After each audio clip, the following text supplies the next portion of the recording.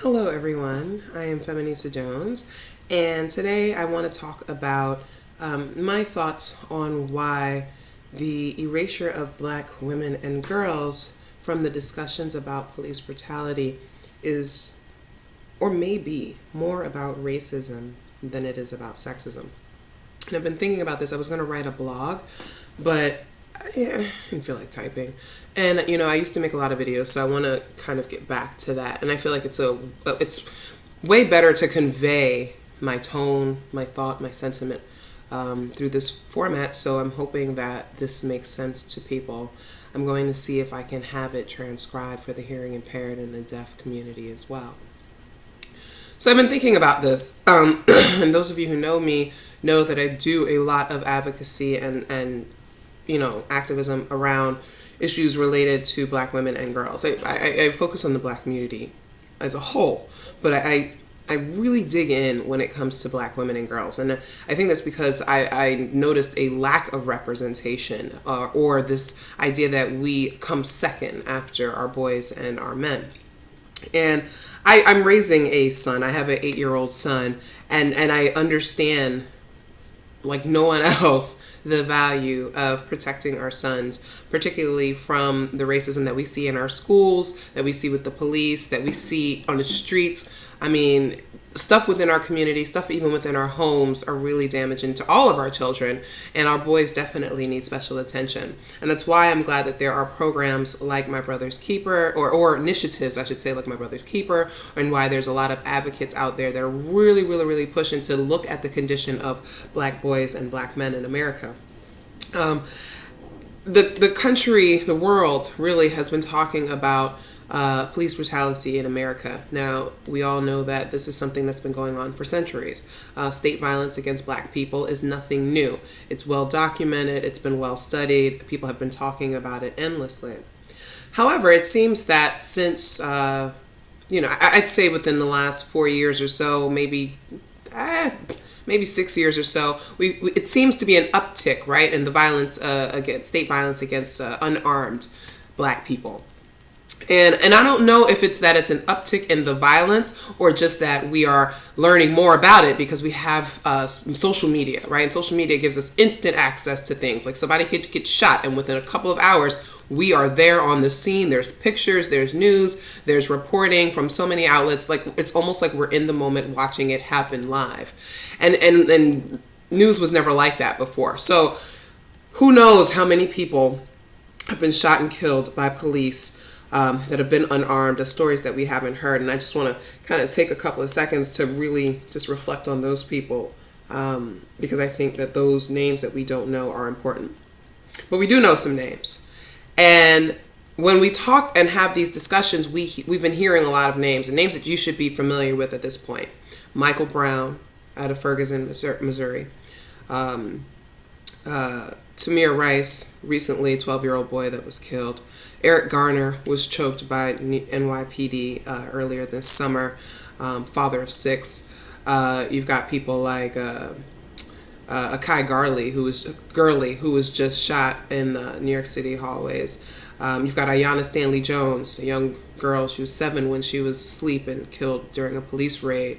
You've got Rakia Boyd, who was shot just after Trayvon Martin was shot, and she was shot in Chicago by a police officer, off-duty police officer. You've got Tanisha Anderson, who was just killed by a police officer. She's had a psychiatric disability. She was killed by being slammed to the ground. You had Miriam Carey, who was shot in front of the White House, reportedly suffering from PPD, postpartum depression, reportedly leaving a domestically abusive situation. Her car was lit up with bullets. Just point of note, in the past couple of months, there's been at least 4 or 5 attempts of people jumping over the gates, getting into the White House and living to tell about it. None of them black women, by the way. There's Pearlie Golden, a 93-year-old, I believe, woman who was shot in her home by police officers. Now, she had a gun in her hand. Now, this is an old woman, protecting herself, and she had it in her hand. It wasn't pointed at the police officer, but, he did feel the need to shoot her 3 times. You had Marlene Pinnock. She didn't die, but she was beaten, severely on the side of the road. if I'm naming people, Yvette Smith, oh God, just so many. If I'm naming names that you've never heard of, these women and these girls, I encourage you to look them up. And that's part of the problem. We're hearing so much about the boys and the men who are victims of police brutality and police violence. And the narrative is that it's not safe out here for black men. You're right, it's not. Black men are targeted by the state. They are victims of state violence. We know this. We know the incarceration rates. They say that 1 in 3 black men will be involved in the justice system in his lifetime, as compared to, I think it's 1 in 17 white men. 1 in 18 black women will be involved in the justice system, compared to, I think, 1 in 111 white women. I think the number is 1 in 46 for Latina women. So we've got this issue here, right? We seem to have this really negative, disparate, impact connection to the justice system. But we're not talking about everyone.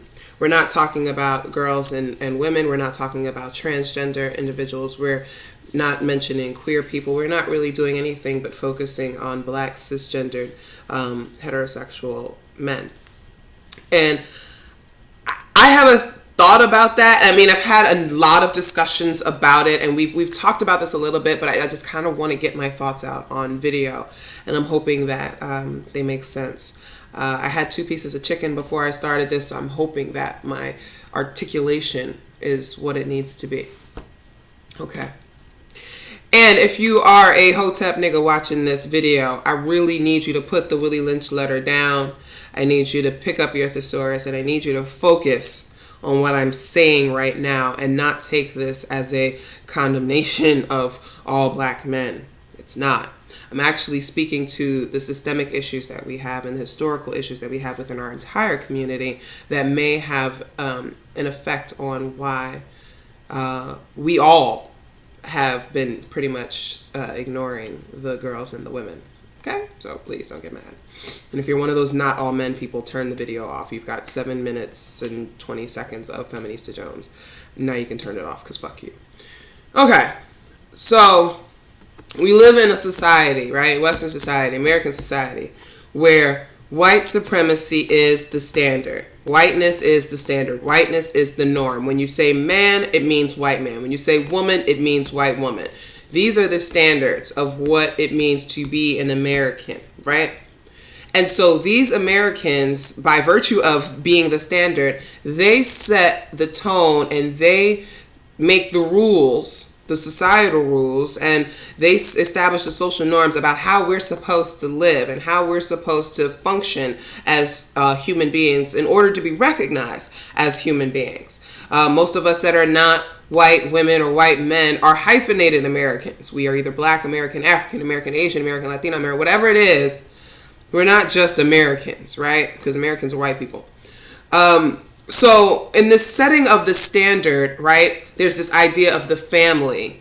And in a family, there's this idea, okay, so you have the male patriarchy, right? You've got this patriarchal supremacy. So the man is the one who leads the family. The man is the one who takes care of the family. In American society and in many societies around the world, a man is defined by his ability to take care of his family. He's supposed to have a family, first of all, and he's supposed to take care of that family.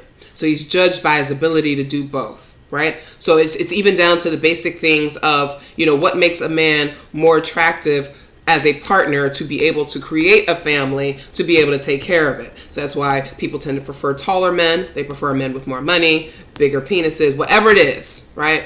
And that's just, I'm talking about cisgendered, non-trans men in this situation. This is what they're expecting. So when a man has these things, he has this ability to produce a family, has a desire to produce a family, he takes actions to produce a family, and he can take care of that family. That is how he's able to prove his manhood in America. However, America is set up so that certain men cannot ever achieve the fullness of manhood. And that is because of racism, right? So racism is a part of our educational systems. It's a part of our employment. It's a part of our prison systems. It's a part of our social services. It is a part of every single thread that binds together the fabric of this nation. This nation was founded on genocide and enslavement. Okay? That is who America is. That is what America is. There is no getting away from that. So if being an American man means that you need to provide, and you're trying to provide in a country that is systemically denying you access to do that because you're black, and we're going to use black for this example, you're never going to achieve full manhood according to how it's defined by American society. And that's tough, right? As a black man, as a black boy growing into a man, you getting all of these things from within your own community about this is what a man is, and a man is supposed to do this, and you're not a real man, and be a man, and all these things, right? But all these ideas you're being given pretty much are coming from men who look like you and men who will never fully be accepted as men in this society. And I know that's hard to hear, but we all know that it's the reality. Same for black women. We'll never be fully accepted as real women in this society because we keep looking for acceptance. But that's another thing. Fuck them. We're just keeping this, you're sticking with me through this, right? We're still here? Okay. So, black men are denied the opportunity to take care of their families in the ways that white men can. Okay? Now you'll have white poor men talking about, oh, I can't do. Well, fuck you. You're still white. And clean you up, put you in a business suit. You'll get a job before a brother does. Brothers are being denied access to quality education, whether they're not being accepted, or they can't afford it, or they're not given the supports that they need, or there's this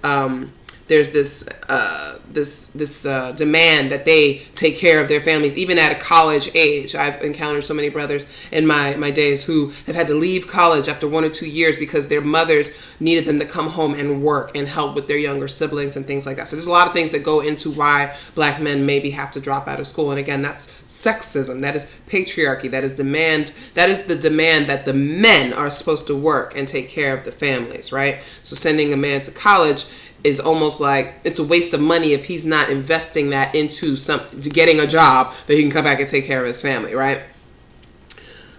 So if a brother can't go to college or he can't get whatever this trade certifications that he needs to get a job that's more than a livable wage, because we've got minimum wage, we've got livable wage, and then we've got sustainable wages, right? And many brothers are denied access to sustainable wages. They can barely take care of themselves. And black women, we know we've always had to work. There's never been a time in this history where black women have not worked. Yes, there have been some stay-at-home black mothers, but as a whole, black women have worked. And black women have contributed financially to the maintenance of the household. That's just what we have done. So how does a man prove he is a man if he is unable to take care of his family? Because the country that he lives in will not allow him to earn the wages that he needs to in order to do so. The country he lives in won't give him access to the types of jobs that will allow him to earn these wages. The country that he lives in makes it very difficult for, even if he gets that job, then he's likely working in an environment that is so damn hostile and psychologically terrorizing that he can't maintain working there, right? Because maybe he's only one or two of a few. And going to work every day is eating at his soul and destroying his brain, right? It's a whole lot of things going on there. So how do you face that as a man trying to be seen and accepted as a man and as a full human being in a country that once had it a law that you were not a full human being, right? There's other ways to do that. And I wrote a piece in Time where I talked about domestic violence and things like that within the black community and some of the reasons why black women struggle with it more. And I think and I wrote about how it's connected to this racist issue. It's this anger and this frustration and this helplessness and this hopelessness that many black men experience as a result of systemic racism that is taken out on the women in their communities, because it's the only way that many can feel some sense of power. What happens when they're stripped of that power, though? Right? I want you all to go read The Truly Disadvantaged by William Julius Wilson. It's a really, really amazing sociological perspective of why men abandon their families. And there were two things that I pulled out of that book. One, men don't want to contribute to being just another mouth to feed. Now again, let's take it back to the racism that denies men access to jobs to help support their families. So what happens? The women end up having to work. And if we go back to the Vietnam War and what happened when they drafted our boys, sent them to fight a war they had nothing to do with, and then sent them back home, many of them broken and or addicted to drugs. And then when they got back, they couldn't get treatment for the PTSD that many of them had, or when the Agent Orange was taking over and scrambling their brains. They didn't get treatment for that. And then there was a discrimination, general discrimination against veterans, but then definitely against black veterans when it came to employment. So you have this whole generation of black men who cannot get work. And many of them are going home and they are hooked on drugs, or they're turning to substances because that is the only way they know how to cope. They don't have mental health care. They barely have medical insurance. So they're turning to alcohol and they're turning to these other things, either to quiet the voices that they're hearing, or dealing with the PTSD, or just trying to cope with this. And then they end up being another mouth to feed of a woman who is probably already struggling. Maybe she's on public assistance, maybe she's working 2 jobs, whatever it is she had to do. So waking up every day to that was miserable for them. And many of them left their families for that reason. They didn't want to be another mouth to feed. And then the other side was many couldn't wake up every single morning and face the fact that they could not take care of their families. And they looked at their kids and they looked at the women and they could not bear that emasculation. And it wasn't coming from the women. It was coming from the state. It was coming from the country. It was the country denying them access to the things that the country said, this is what you need to do to be a man. They couldn't handle it. Many left their families rather than have to face that embarrassment, that emasculation every single day. They left their families. And so in the mid-70s and the late 70s, that's where you get my generation, the first single parent generation. Many of us that are in the 30 to 40 range were raised, by family in homes where mother and father were not in the same home, right? Let's bring that to now. Power's still not there. You have police coming into the communities, and what are the police doing? I'm going to issue a trigger warning because I'm going to talk about some things that have to do with sexual assault. So if that is triggering for you, you might want to skip the next few minutes, or you might want to just take a moment and back away and then come back. We have police coming into our communities and they're raping our women. Okay? I was at a protest the other day and I asked the police that I stood in front, I said, what are you going to do about your colleagues in Queens that are stopping black and Asian women and accusing them of being sex workers, and in exchange for arrest are making them perform sex acts on them? Excuse me. In Oklahoma, we've got Daniel Holtzclaw, who is sitting at home right now out on bail after being charged with sexually assaulting over 13 black girls and women. And I say girls because the youngest one was 17 that we know of. Okay? Coming into our community, they're sexually harassing us on the street. In our conversations with the US Cases hashtag, we have talked about police street harassment and how police sexually harass us as we walk down the street, so we can't turn to them for help. And then police kill us. Okay? Check out Bougie Black Girl. She's got a whole chart where she has, I think it was 26 black girls and women that have been killed, unarmed black girls and women that have been killed by the police. Most of you won't be able to name 80% of them. You never heard of them before. Why are we silent about this? Here's the thesis.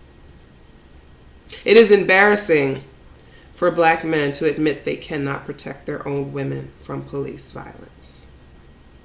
And rather than talk about it, and rather than show it to the whole world that black girls and women are also being killed, they would rather remain silent.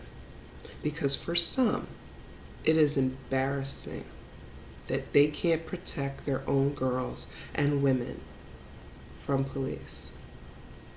Because that's what makes a man in this country, right? Being able to protect your women, being able to protect your daughters. But see, for Black Americans, and for Black men in particular, there's never been an opportunity for a Black man to stand up and protect a Black woman against the white supremacist state without it being a direct threat to his own personal safety. We saw it in slavery.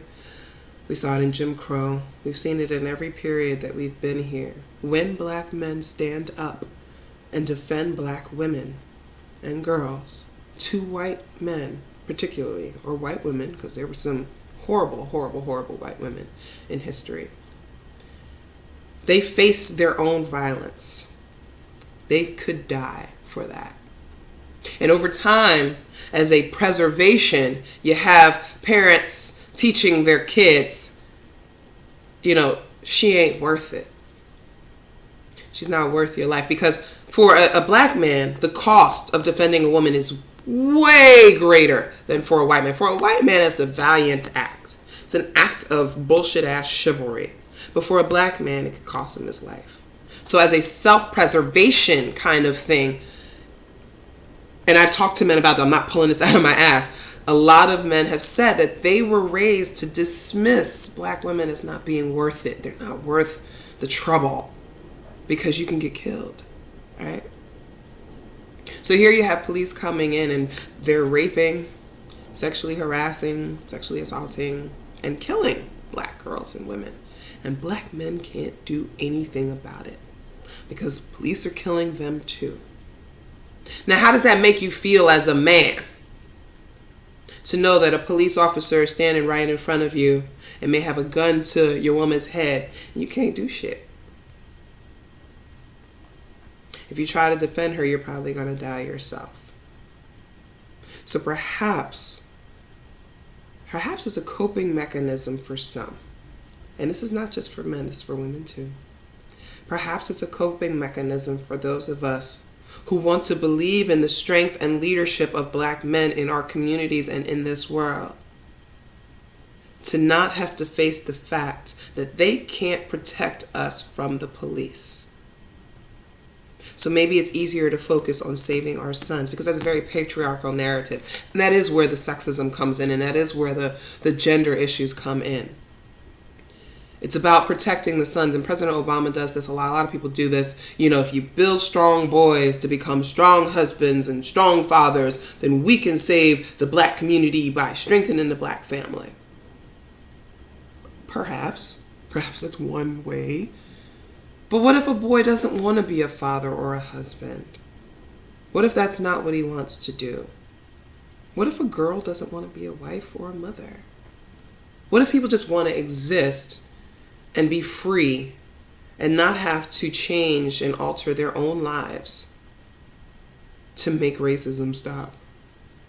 Why is the responsibility on us to protect each other from state violence? Why are we measuring the worth of Black men by whether or not they can protect Black women from police violence?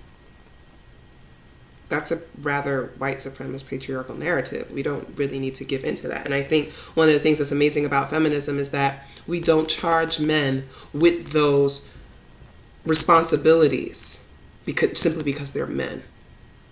Perhaps if we all took care of each other and defended each other and didn't make it about, I'm a man, I gotta take care of my woman, perhaps you wouldn't feel that burden and you wouldn't feel that embarrassment when you watch your woman get shot by the police or sexually harassed by the police or raped by the police.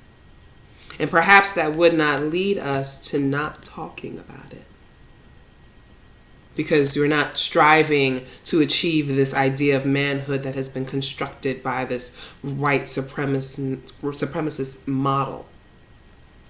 Perhaps if Black men were more comfortable in defining their manhood for themselves within the cultural context in which they were raised, outside of these very racist, often classist definitions of manhood and masculinity, maybe they wouldn't feel so embarrassed by the fact that there's nothing they can do to prevent police from killing us.